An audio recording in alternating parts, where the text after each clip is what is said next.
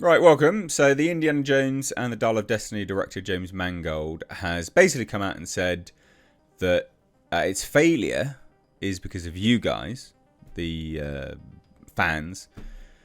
And you're wrong, I guess, to a degree. And you didn't really know what you wanted. And yeah, it's just a blame game. This individual, James Mangold, has stayed relatively quiet, actually, post Indiana Jones, which is good, but I'm surprised he's ruined that by coming out and discussing this now. This movie was just an absolute disaster from many reasons, which we'll go over because we'll sort of, I don't know, offer rebuttals to his statements. But it is quite, it's shocking. His statements are, I say shocking merely because he didn't need to do it, and it's pretty dumb, to be honest. So we'll take a look, hit subscribe. If you're not already subscribed, there's lots of people that keep watching the channel that, you know, keep coming back. I can see it on the analytics. But you're not subscribed, so if you could, that'd be fantastic. It really does help a channel out. So, I'll leave this article linked down below.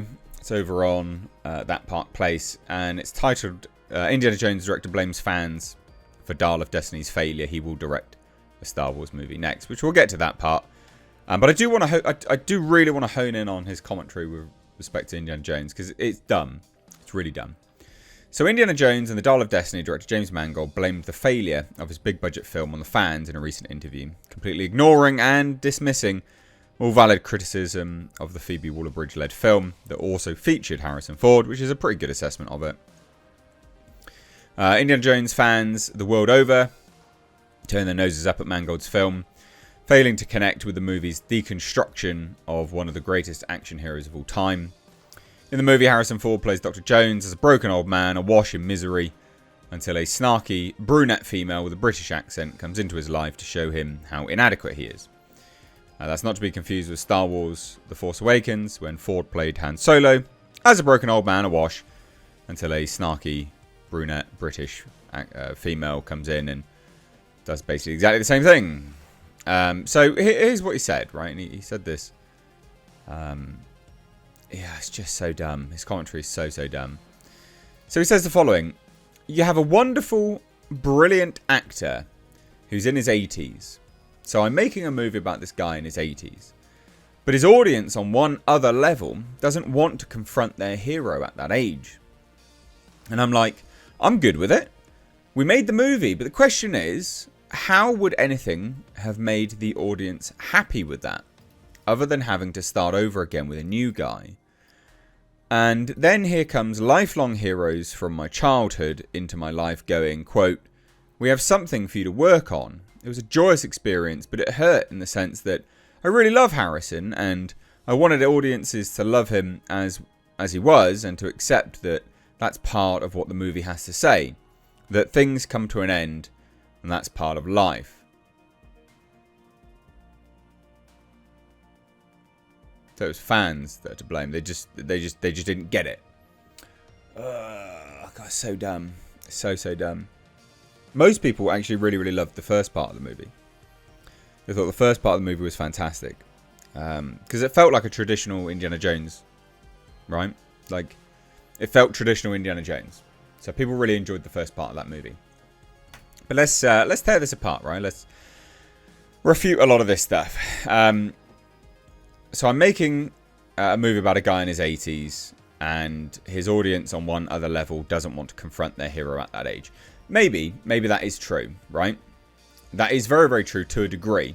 But there's a few things which, like key issues narratively with this Indiana Jones movie is that the end of the previous movie, Crystal Skulls or whatever it bloody was, that movie pushed the story forward. Whether you agree or disagree with the film overall, it moved Indiana Jones to a new place in his life, right? And then in comes the Dial of Destiny.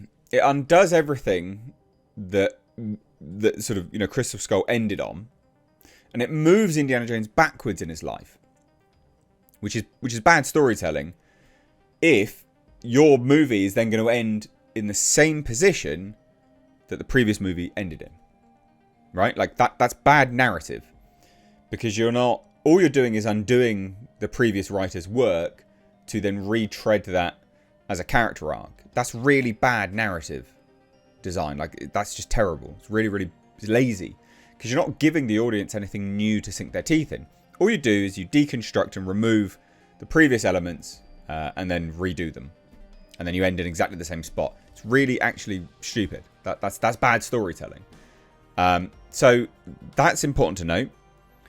So the entire premise of the movie centered around that from happening, right? Like that was the centrist, sort of the central focus of the movie, which is a bad premise to build from, because no one's going to be happy at all.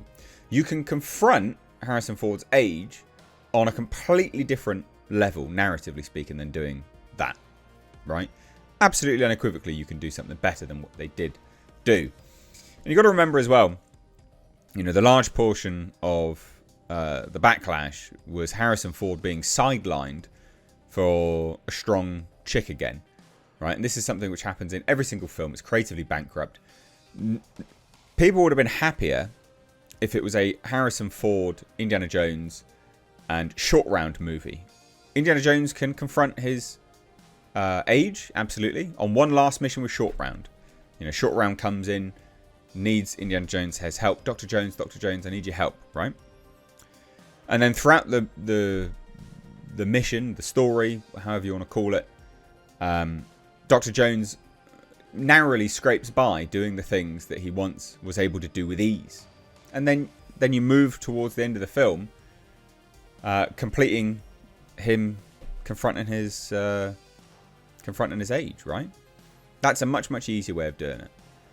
To have the character sidelined in a confrontation, you know, in a sort of an introspective journey of his age, is always going to irritate people. It's always going to be appeared to be disrespectful, whilst pairing that with the fact narratively you've not progressed the story forward.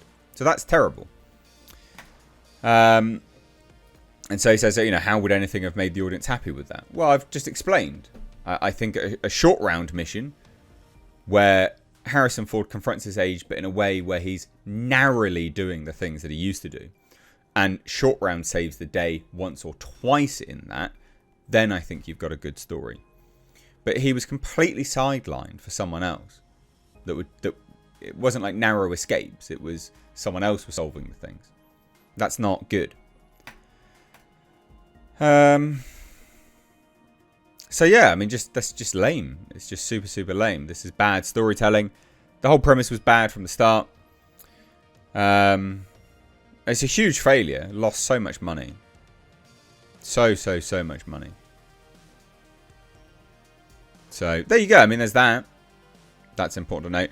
And Phoebe Waller-Bridge, awful individual. Not someone that should be hired for stuff anymore. People don't like her. So there you go. It is one of the biggest bombs ever. Blaming the fans is not smart at all. Just to be like, well, they just didn't like it. We didn't have some introspection. Why didn't we like it? I've just offered up two, I think, fair arguments. Not loaded with any sort of external politics or anything like that. I think that the arguments that I've conveyed are relatively well thought out at the very least. So, you know, when a director stops asking themselves why have they failed, I mean, that's when you're just going to stop producing art, you know, or at least something which is commercially viable, which, you know, when you're playing with hundreds of millions of dollars, it needs to be commercially viable. So there you go. Just a quick video on this. Let me know what you think down below. Take care. Bye-bye now.